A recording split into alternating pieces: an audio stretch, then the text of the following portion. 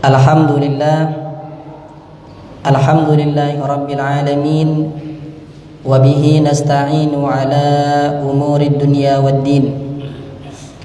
Allahumma salli wa sallim ala sayyidina Muhammadin al-fatih lima ughliq, al-khatim lima sabaqa, nasiril haqqi bil haqqi wal hadi ila siratikal mustaqim, wa ala alihi wa sahbihi haqqa qadrihi wa miqdarihi al-azim. Subhanaka la ilma lana illa ma 'allamtana innaka antal alimul hakim.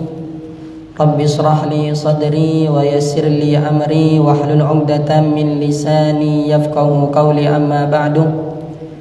Fanawayna at-ta'alluma wat-ta'lim wa tadhakkura wat-tadhkir wan-naf'a wal-intifa' wal-ifada wal-istifada wal-hassa 'ala at-tamassuki bi kitabillah wa sunnati rasulillah wad-du'a ila al-huda wad-dalala 'ala al-khair ibtigha'a mardatillahi wa qurbihi wa sawabihi.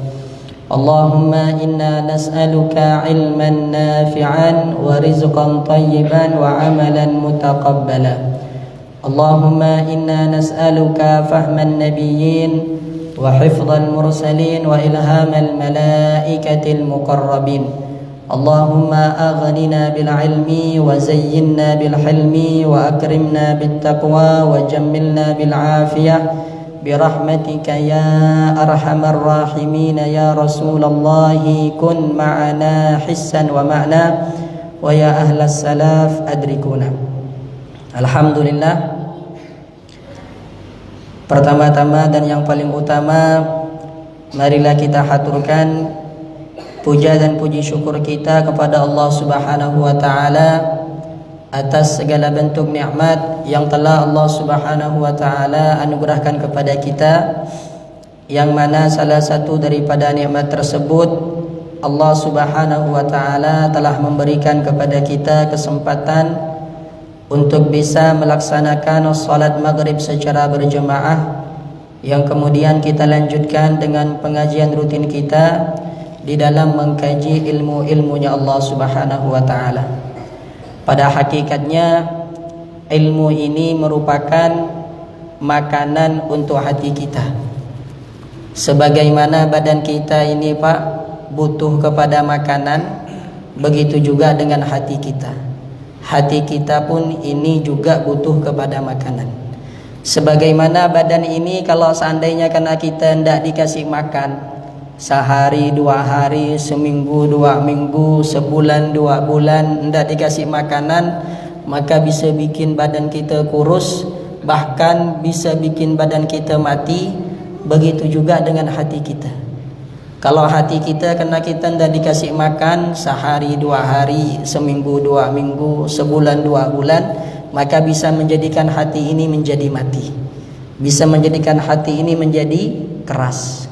Dan makanan hati ini bukan seperti makanan badan. Kalau makanan badan kan nasi, makanan badan itu minuman, ya kan, air itu minuman badan. Makanan badan bakso, mie ayam, mie goreng, semua ada, ya kan? Ini makanan badan. Tapi kalau makanan hati itu apa? Makanan hati ini adalah ilmu. Makanan hati adalah berzikir kepada Allah Subhanahu wa taala. Maka dengan menghadiri kajian ilmu itu akan menjadikan hati kita ini hidup. Dengan menghadiri kajian ilmu akan membuat hati kita ini terang. Dengan menghadiri kajian ilmu akan menjadikan hati kita ini bercahaya, sehingga kita tahu kemana kita harus melangkah di dalam mendekatkan diri kepada Allah Subhanahu wa taala. Orang yang di dalam dirinya tidak ada cahaya ilmu, orang yang di dalam hatinya tidak ada cahaya ilmu, maka dia bingung kalau kepengen beribadah kepada Allah, mau lewat arah mana ini, mau lewat jalan mana. Tapi kalau orang punya ilmu, kalau orang punya pengetahuan, maka bagi dia perkara yang ada di depannya jelas. Ketika ada permasalahan, kemana dia harus melangkah, dia faham, dia tahu. Karena mengapa? Karena hatinya terang. Terang dengan apa? Terang dengan ilmunya Allah Subhanahu wa taala.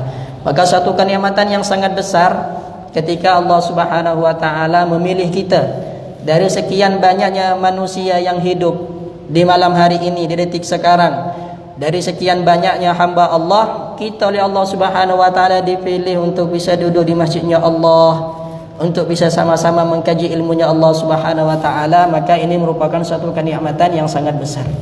Banyak di antara saudara kita yang mungkin pada detik ini mereka dalam kelalaian atau bahkan mereka dalam kemaksiatan. Maka perlu kita rasakan duduknya kita di masjid Allah Subhanahu wa taala, salat maghrib secara berjamaah, beriktikaf di masjidnya Allah, menghadiri kajian ilmu, mendapatkan siraman rohani.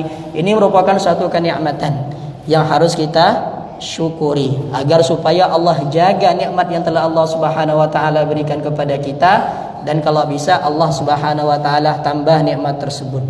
Karena memang kata Allah di dalam Al-Qur'an, la in syakartum la azidannakum. Apabila kalian bersyukur akan nikmat Allah, niscaya akan Allah tambah nikmat tersebut. Nah, kedua kalinya salawat teriring salam.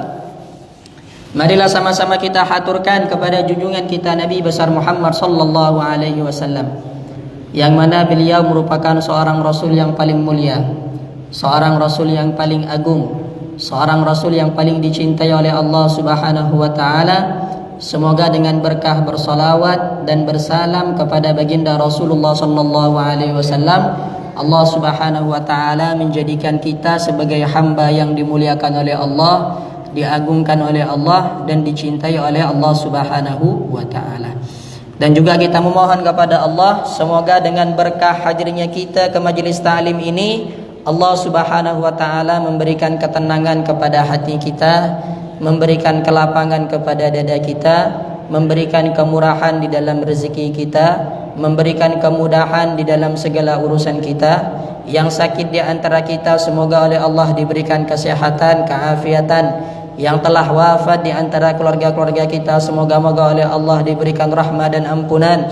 Dan juga semoga kelak kita semuanya beserta keluarga kita, ayah ibu kita, kakek nenek kita, anak cucu kita, saudara-saudari kita, paman bibi kita, teman-teman kita, sahabat-sahabat kita, orang yang kita kenal ataupun orang yang mengenal kita, semoga semuanya oleh Allah Subhanahu wa taala diwafatkan dalam keadaan husnul khatimah, diangkat derajatnya sehingga bisa berkumpul bersama baginda Rasulullah sallallahu alaihi wasallam di syurga yang paling tertinggi. Amin ya rabbal alamin. Alhamdulillah, di dalam mengkaji kitab Risalah Al-Mu'awanah, kita masih berada di fasal yang menjelaskan tentang pentingnya bagi kita untuk memakmurkan waktu dan umur yang telah Allah Subhanahu wa taala titipkan kepada kita. Kita masih di dalam pembahasan tentang pentingnya bagi kita untuk bisa memanfaatkan waktu dan umur yang telah Allah Subhanahu wa taala berikan kepada kita. Kita katakan kemarin ada berapa alasan kenapa kok kita harus memanfaatkan waktu dan umur kita? Ada yang ingat enggak, Pak? Ada berapa alasan kemarin yang udah kita sampaikan? Ada berapa? Ada 5, banyaknya 5. Kayaknya sekitar ada 3. Ada 3 perkara ataupun alasan kenapa kok penting bagi kita untuk memakmurkan waktu kita. Yang pertama, karena waktu adalah modal kita untuk bisa mendekatkan diri kepada Allah. Yang kedua, pada hakikatnya diri kita ini adalah waktu. Kalau berkurang sehari dari umur kita, maka berkurang juga 1 hari dari umur kita. Kalau terlewatkan 1 hari dari waktu kita, maka berkurang 1 hari dari umur kita. Dan yang ketiga, umur ini akan dipertanyakan oleh Allah Subhanahu wa taala. Maka dengan 3 alasan ini penting dan perlu bagi kita untuk memanfaatkan waktu kita dengan sebaik mungkin. Maka dari itu kata Al-Habib Abdullah bin Ali Al-Haddad, kata beliau, penting bagi kita, perlu bagi kita untuk memakmurkan waktu yang telah Allah Subhanahu wa taala berikan kepada kita. Memakmurkan waktu yang telah Allah Subhanahu wa taala titipkan kepada diri kita, sehingga tidaklah lewat 1 detik dari waktu kita, dari umur kita, kecuali di dalam detik tersebut kita gunakan untuk melakukan kebaikan kepada Allah Subhanahu wa taala. Kita gunakan untuk melakukan ibadah kepada Allah. Kita gunakan untuk melakukan ketaatan kepada Allah. Kita gunakan untuk melakukan sesuatu yang bisa mendapatkan keridhaan dan kedekatan di sisi Allah Subhanahu wa taala. Maka kalau kita ini telah memanfaatkan waktu kita, kalau kita telah memakmurkan umur yang telah Allah Subhanahu wa taala berikan kepada kita, maka kata beliau kita akan mendapatkan 3 manfaat. Ya kan? Fabidzalika tazharu, yang pertama barakatul awqat. Orang yang memakmurkan waktunya, maka akan Allah berikan keberkahan pada waktunya. Kemarin kita sudah menjelaskan bagaimana Masya Allah Imam Syafi'i, imam madhabnya kita, beliau oleh Allah Subhanahu wa taala diberikan keberkahan waktu yang luar biasa, sehingga beliau bisa menghatamkan Al-Quran sehari sebanyak 2 kali. Ini merupakan salah satu bentuk daripada keberkahan umur yang Allah Subhanahu wa taala berikan kepada beliau. Yang hal ini tidaklah beliau dapatkan kecuali karena salah satu alasannya dia itu telah memanfaatkan waktunya sebaik mungkin. Al-Imam Ali Zainal Abidin, cicitnya baginda Rasulullah sallallahu alaihi wasallam, setiap malam beliau bersolat kepada Allah Subhanahu wa taala sebanyak 1000 rakaat. Salat 1000 rakaat, kita terkadang disuruh salat 17 rakaat udah agak malas-malas, udah agak ya kan enggak kuat. Ini beliau Masya Allah salat setiap malam. Ini selain salat fardu, selain salat duha, selain salat witirnya, selain salat rawatibnya, beliau salat tahajud setiap malam sebanyak berapa rakaat? 1000 rakaat. Kok bisa sampai beribadah dengan sebanyak itu? Karena keberkahan yang telah Allah Subhanahu wa taala berikan kepada waktunya. Nah, dan kita sudah katakan secara umum, kita sebagai umat Nabi Muhammad sallallahu alaihi wasallam telah mendapatkan keberkahan umur dibandingkan umat-umat sebelum kita. Nah, yang penting kalau kita ini memanfaatkan umur kita, maka manfaat yang akan kita dapatkan adalah akan Allah Subhanahu wa taala berikan keberkahan pada umur kita. Akan Allah Subhanahu wa taala berikan keberkahan kepada umur kita. Kalau umur kita sudah mendapatkan keberkahan, maka kita ini akan enteng untuk melakukan kebaikan, Pak. Kalau keberkahan umur sudah kita dapatkan, maka akan ringan badan ini dibawa untuk melakukan kebaikan. Ya kan? Sempat untuk sholat berjamaah ke masjid, sempat untuk menghadiri kajian ta'lim yang diadakan di masjid, sempat untuk meluangkan waktunya melakukan ketaatan, kebaikan, ibadah kepada Allah Subhanahu wa taala, akan mudah. Maka semoga Allah Subhanahu wa taala dengan meringankan kita hadir ke majelis ta'lim pada malam hari ini di Masjid Baitul Ma'mur, kita sama-sama meluangkan waktu kita dari maghrib sampai isya untuk menghadiri kajian ta'lim. Semoga ini pertanda bahwasanya Allah Subhanahu wa taala memberikan keberkahan kepada umur kita. Amin Allahumma amin. Dan juga semoga oleh Allah Subhanahu wa taala ditambah keberkahan umur kita, sehingga kita bisa memanfaatkan umur kita dengan lebih banyak lagi melakukan ketaatan, melakukan ibadah kepada Allah Subhanahu wa taala. Maka kalau umur kita sudah berkah, akan gampang, akan ringan, akan enteng badan ini untuk kita bawa melakukan ketaatan kepada Allah. Tapi kalau keberkahan umur tidak kita dapat, kalau keberkahan waktu tidak kita dapat, maka akan berat badan ini melakukan kebaikan. Akan susah akan susah badan ini untuk melakukan ketaatan kepada Allah Subhanahu wa taala. Mau salat subuh ketiduran, tidak bisa salat subuh. Kenapa? Ketiduran, bangunnya jam 7. Mau salat duhur, oh lagi kerja, sibuk kerja. Mau salat asar, pulang kerja. Mau salat maghrib, capek baru habis kerja. Mau salat isya, ada janji mau keluar sama keluarga. Tidak sempat. Serba tidak sempat untuk melakukan kebaikan. Serba tidak sempat untuk melakukan kewajiban yang telah Allah Subhanahu wa taala bebankan kepada kita. Tidak sempat, apalagi melakukan perkara-perkara yang sunnah. Na'udzubillah. Ini ciri-ciri orang yang tidak memiliki keberkahan pada umurnya. Nah, maka yang pertama, kalau kita memanfaatkan waktu dan umur yang telah Allah Subhanahu wa taala berikan kepada kita, kata Al-Habib Abdullah bin Alwi Al-Haddad, maka kita akan mendapatkan keberkahan umur. Akan mendapatkan keberkahan umur yang menjadikan kita dengan waktu yang sedikit bisa melakukan amal qataatan yang banyak, bisa melakukan kebaikan yang banyak. Nah, yang kedua, kita akan mendapatkan faedah daripada umur yang Allah berikan kepada kita. Apa faedah? Tujuan Allah Subhanahu wa taala memberikan umur kepada kita untuk apa? Allah memberikan umur kepada kita agar supaya kita beribadah kepada Allah. Kalau kita pengen tahu, Pak, tujuan Allah ni apa? Ya kan, makanya kata guru kita Al-Habib Umar, sebagai manusia kita ni harus banyak-banyak mikir. Kita datangnya dari siapa? Dan tujuan kita datang ke dunia ini untuk apa? Dan nanti akan kembali kepada siapa? Ini harus kita fikirkan. Kita datangnya dari siapa? Dari Allah Subhanahu wa taala. Allah yang menciptakan kita di dunia ini. Terus tujuan kita untuk apa? Adanya kita di dunia ini sekarang ini untuk apa? Apakah untuk mengumpulkan harta? Apakah untuk memperbanyak pengikut?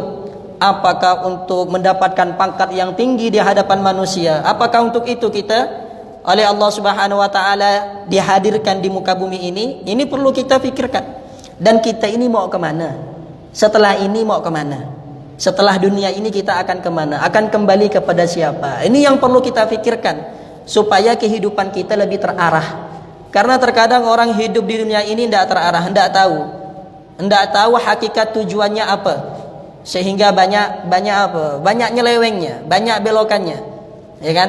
Tujuan kita diberikan kehidupan oleh Allah Subhanahu wa taala di muka bumi ini tidak lain dan tidak bukan untuk beribadah kepada Allah. Wa ma khalaqtul insa wal jinna wa ma khalaqtul jinna wal insa illa liya'budun, kata Allah Subhanahu wa taala. Tidaklah aku ciptakan jin dan manusia kecuali untuk beribadah kepada Allah. Jadi tujuan utama kita hadir di muka bumi ini, Pak, untuk apa? Untuk beribadah kepada Allah, ya kan? Sedangkan pekerjaan yang kita lakukan ini untuk apa? Untuk membantu bagaimana supaya kita bisa beribadah kepada Allah. Hanya sebagai pembantu. Jadikan dunia ini sebagai pembantu kita untuk bisa beribadah kepada Allah, ya kan? Jangan kita jadikan urusan ibadah sebagai sambilan.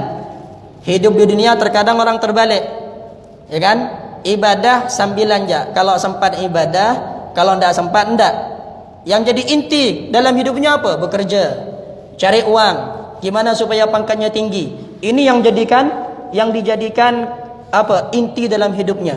Oh, kalau masalah pekerjaan, kalau masalah bisnis, kalau masalah cari ikan, ini tidak boleh apa? Tidak boleh ditunda-tunda. Tidak ada kata-kata tidak sempat, harus sempat.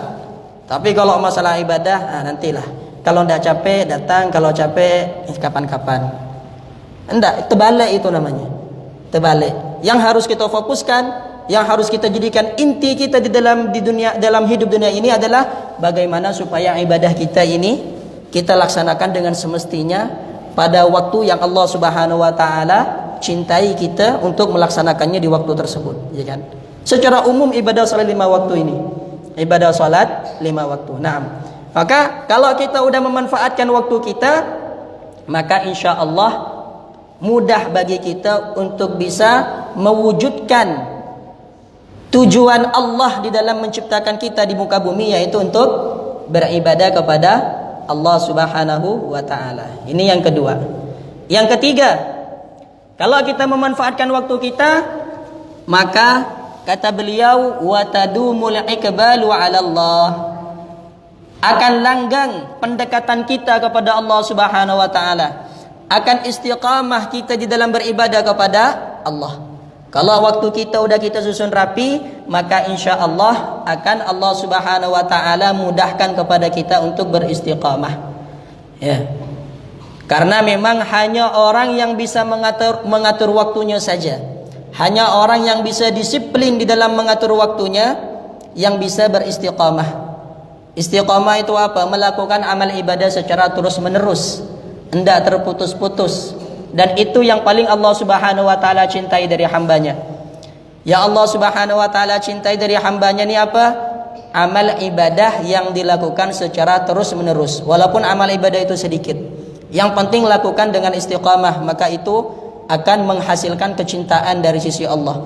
Ahabbul a'mal ilallah ma duwima alaihi wa in qallah, kata Rasulullah. Amal yang paling dicintai oleh Allah Subhanahu wa taala adalah amal yang dilakukan secara terus-menerus, amal yang dilakukan secara istiqamah walaupun amalnya itu sedikit. Tidak apa-apa kita amalnya sedikit, ya kalau bisa istiqamah banyak itu alhamdulillah.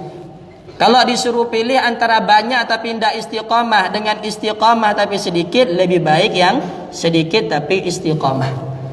Karena istiqamah ini yang berat, istiqamah, Pak. Baginda Rasulullah sallallahu alaihi wasallam, Nabi kita itu diceritakan bahwasanya ketika beliau wafat, beliau itu ada sekitar 19 ataupun 20 uban. Di rambutnya beliau ada sekitar berapa?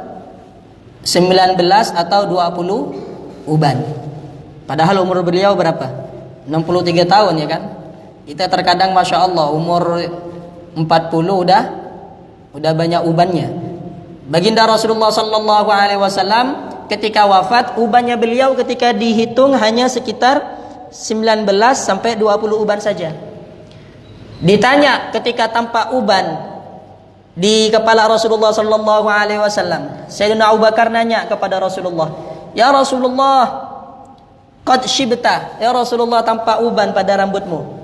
Apa kata Rasulullah sallallahu alaihi wasallam? "Syayabatni Hud wal waqi'ah wal mursalat wa amma yatasaalun wa idza syamsu kuwirat." Yang membuat saya ini beruban ada beberapa surat di dalam Al-Qur'an yang Allah Subhanahu wa taala turunkan kepada saya, dan bagi saya itu merupakan surat yang sangat berat, makanya menjadikan kepala saya ini beruban, kata Rasulullah sallallahu alaihi wasallam. Salah satu adalah surat Hud. Jadi turunnya surat Hud ini ada di dalam Al-Qur'an, itu surat namanya surat Hud. Jadi di dalam surat Hud ini ada ayat yang membuat baginda Rasulullah sallallahu alaihi wasallam itu timbul uban. Ketika ditanya ayat apa di dalam surat Hud itu yang membuat engkau beruban ya Rasulullah, kata Rasulullah sallallahu alaihi wasallam, yang membuat saya beruban dari surat Hud itu adalah firman Allah, fastaqim kama umirta. Beristiqamalah sebagaimana yang kau diperintahkan, kata Allah Subhanahu wa taala. Dapat perintah dari Allah untuk beristiqamah, Rasulullah sallallahu alaihi wasallam sampai timbul uban. Karena memang istiqamah ini perkara yang berat, perkara yang susah. Perkara yang susah. Nah,